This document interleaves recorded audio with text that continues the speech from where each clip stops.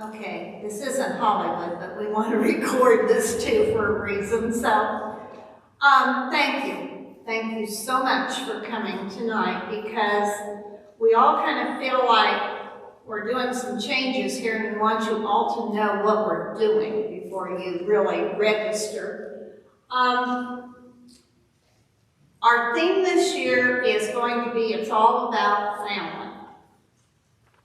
And the copy that I gave you, or that the gals gave you, is kind of roughly what I'm going over with a lot more color commentary and answering a few questions on there. But it says we are members of God's family, and He looks after our precious family. So that's our theme this year. We are bringing back face-to-face, but with some modifications. So first of all, I don't need to talk to you about the fluid situation that we're in regarding the COVID protocol. And, but one thing I need to say is, while we're not as restricted as we were at one time, we still have guidelines and safety measures from our diocese, which are different than the school ones, so that you understand that.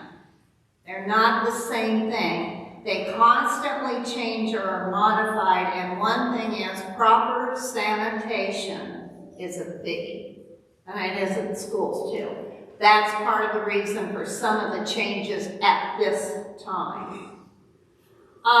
So therefore, we are not going back to the classroom model as you have called it, or we've all called it. It actually is not the recommended form right now at all. Hasn't been for probably going on 5 years, and that's got nothing to do with COVID. It was already changing a little bit. So it's not COVID driven.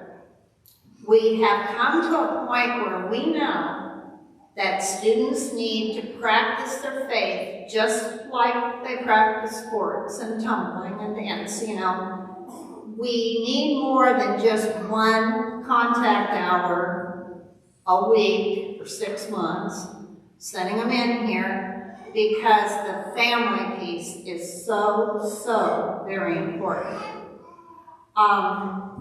The faith formation is supposed to be passed on and nourished at home by the parents. That's the primary format. And the parish programs exist to be supplemental to that of you parents.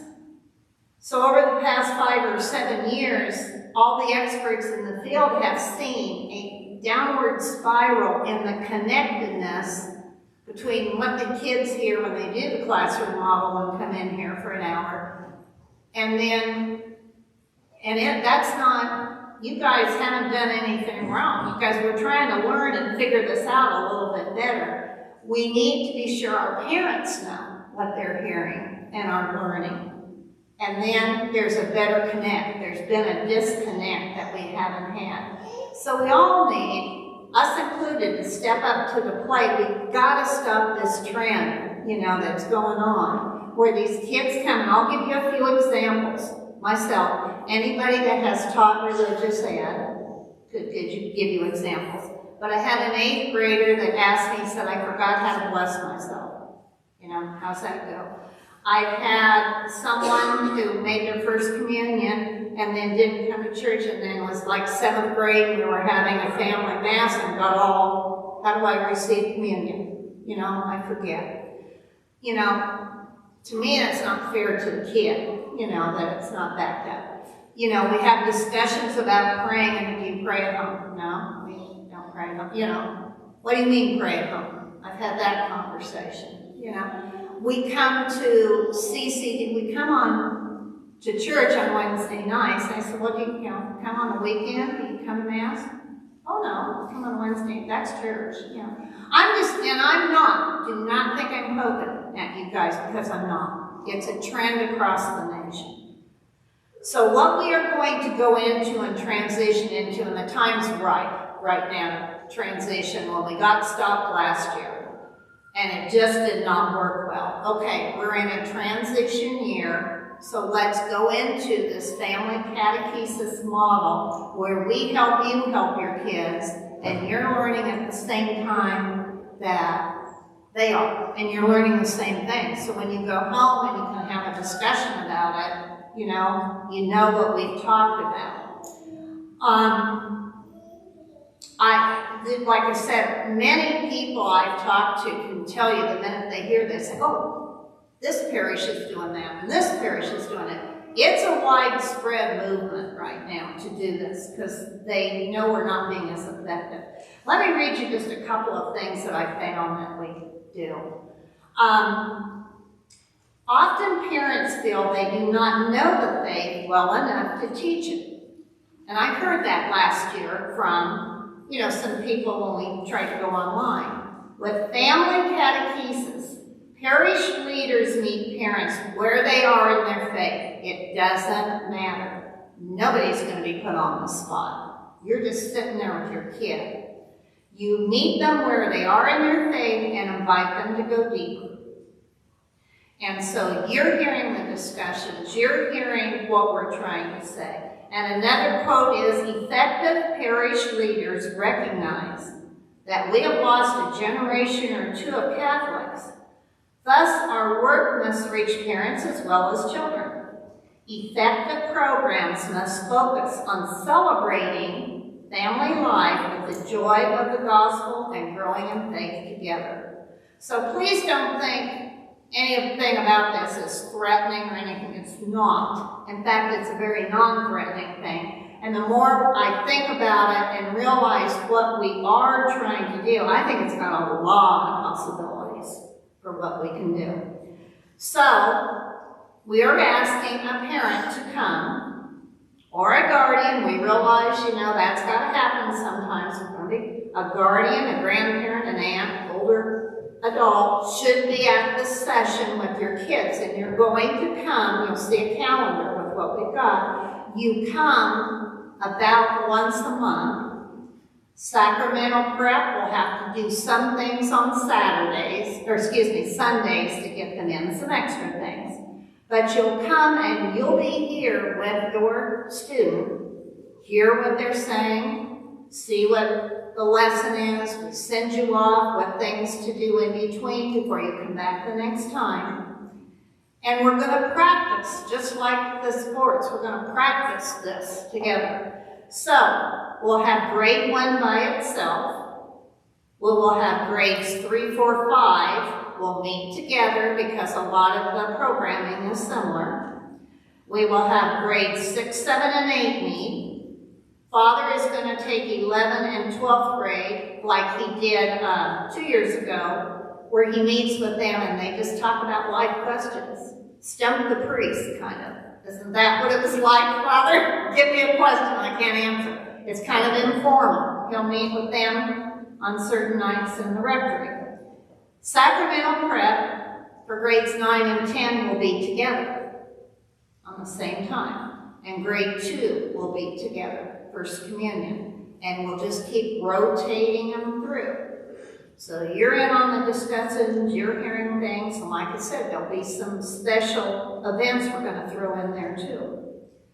Always watch our social media. We're trying to collect the up-to-date emails and things tonight with the registration. Watch Albia, St. Mary's Albia Faith Formation, the Facebook page, and we want to update all that.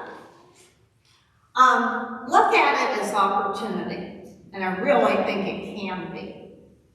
Now, if you've got kids in different sessions, yeah, some of you will come once a month, some will come twice a month.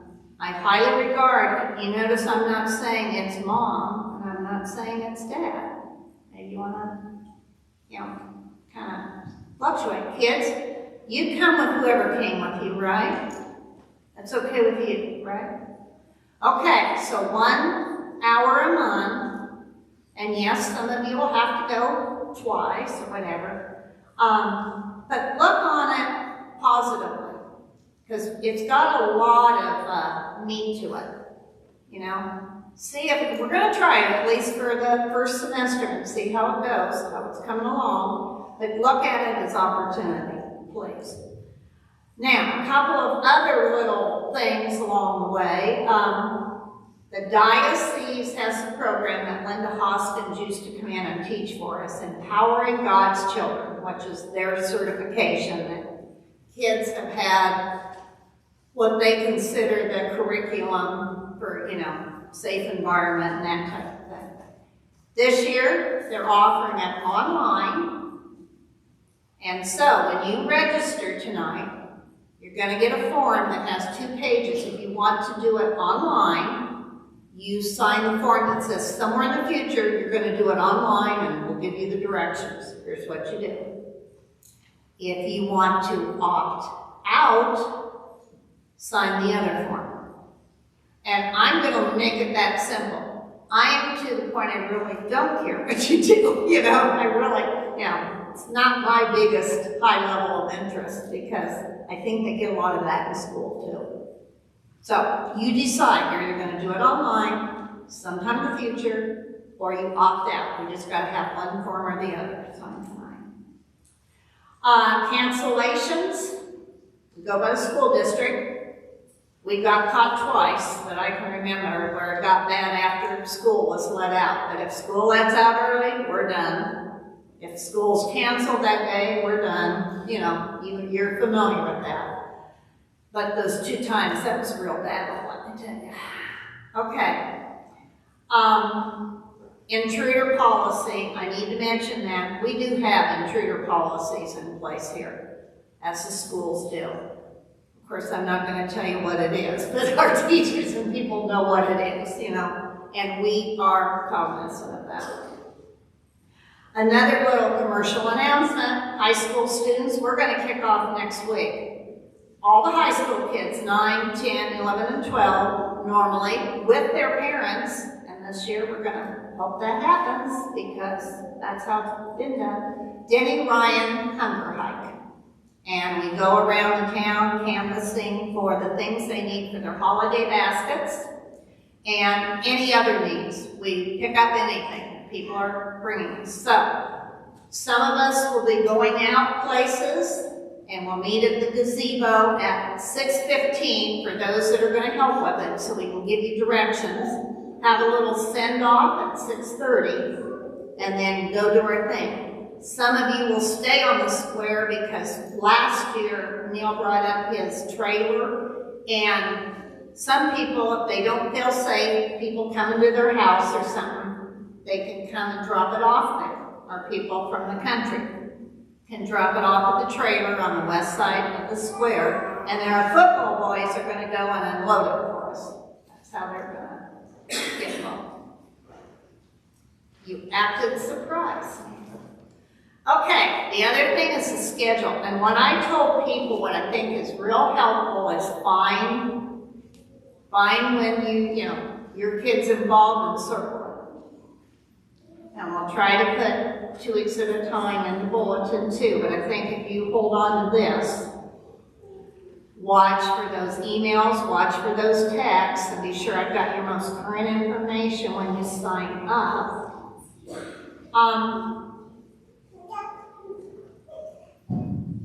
Trying to think if I've said everything. Like I said, I think we really need to give this a try. I think we're all helping each other this way. Instead of just, a kid comes in and doesn't really get the connection. And in fact, Allison and I were looking at some material earlier on how she's going to do the 2nd grade. We'll have a team of teachers here each time, kind of take turns, but it's very conducive to it. Like when it's a discussion question, you guys talk in your seat. Nobody's going to put you on the spot. You're just going to talk about that question. And then here's something you can do at home. I'll send it home. And then here's something you can do and bring back, and we'll talk about it the next time. So I'm going to call on a professional teacher here. Well, on our team, faith formation team, are Krista Wolfers, Allison, Ryan Haberman, Lynette Major, she's here, and Kathy Stocker, who has been here at a couple of other meetings, and Father is our chief catechist, and he's behind us all the way. Give it a try. So I'm going to have Crystal to say a few words.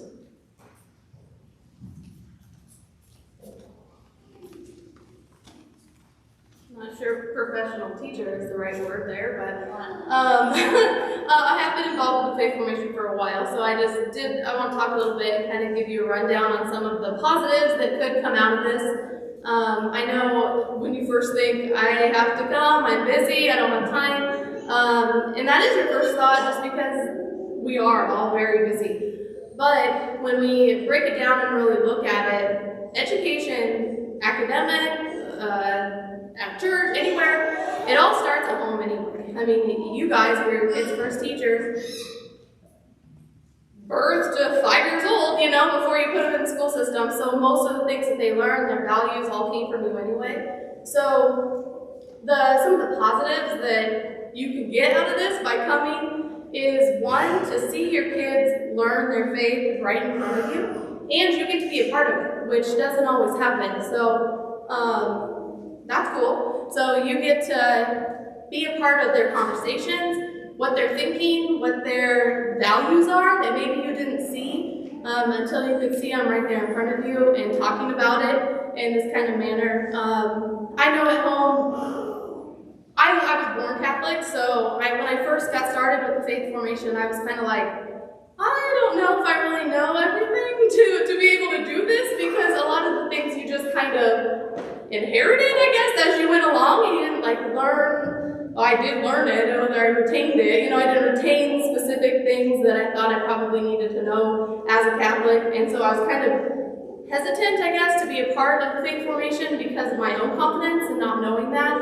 But actually being a part of it has helped tremendously be able to have conversations with my kids and spread that faith to my kids, and then we can do things in the home, and I know a little bit more about some of the traditions and why they're there and why we should do them. And you get to have some deep conversation with your kids that you might not just bring up on your own, which is pretty cool. So you might be here once a month, you might be here twice a month, but you can think of it as that 1 hour once a month or twice a month that you can have dedicated to your child. And in a world as busy as now, you don't get that. So it's pretty neat to have that 1 hour a month that you can sit down with your student and see them learn. See them learn in their faith and get to know them just a little bit better. So those are some of the positives of coming with your student or having somebody come with your student, because even if it's a grandparent, they're still getting that too. They're getting that connection. So no matter who it is, it should be a good thing. So that's my take on it. Thank you, Crystal. If nothing else, I was telling somebody the other day, I think our communication will be better. You know exactly, like, if something's coming up, you know what I told kids, like for confirmation prep and all that, same thing, First Communion, we're sharing it that way. Like I said, just hopefully try to look at this in a positive way, and we'll see how it goes. Father, do you want to say anything? Well, Father kind of had another priestly mission, so he didn't get back right away from that priestly mission. Kids, what do you think? Can we do this? Do you think we can do this, kids? Yeah. We got the kids buy-in. Okay.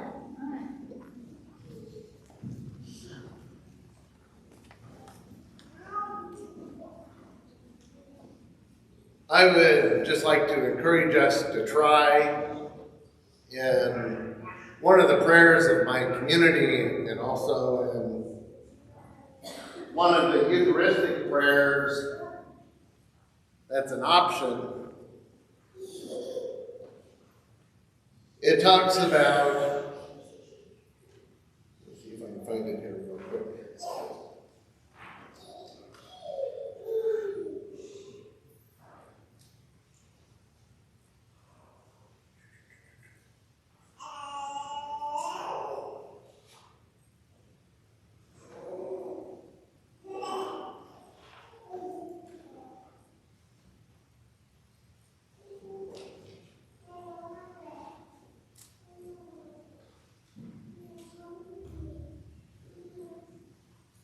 It says, grant that all the faithful of the church, looking into the signs of the times by the light of faith, may constantly devote themselves to the service of the gospel.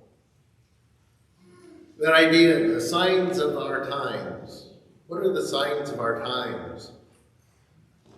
They continue to change our culture, our society, and what we've done in the past doesn't necessarily work here in the present. And so we need to adjust how we learn, how we teach, that will make a difference for the better in your lives. How can we best bring up our children?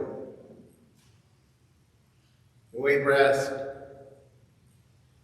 pass on the faith to them? Pass on our tradition to our children. And it's working together.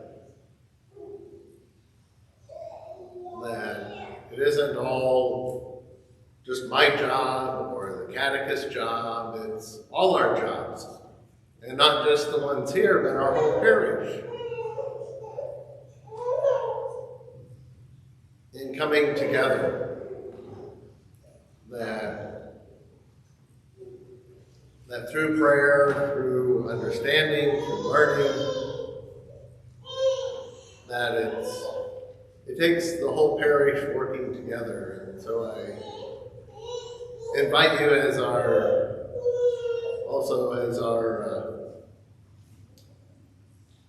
annual diocesan appeal theme this year is open our hearts to Christ. That we have open hearts, open minds to how God wants to work with us, also through our catechesis. Thank you. Thank you for coming this evening as well.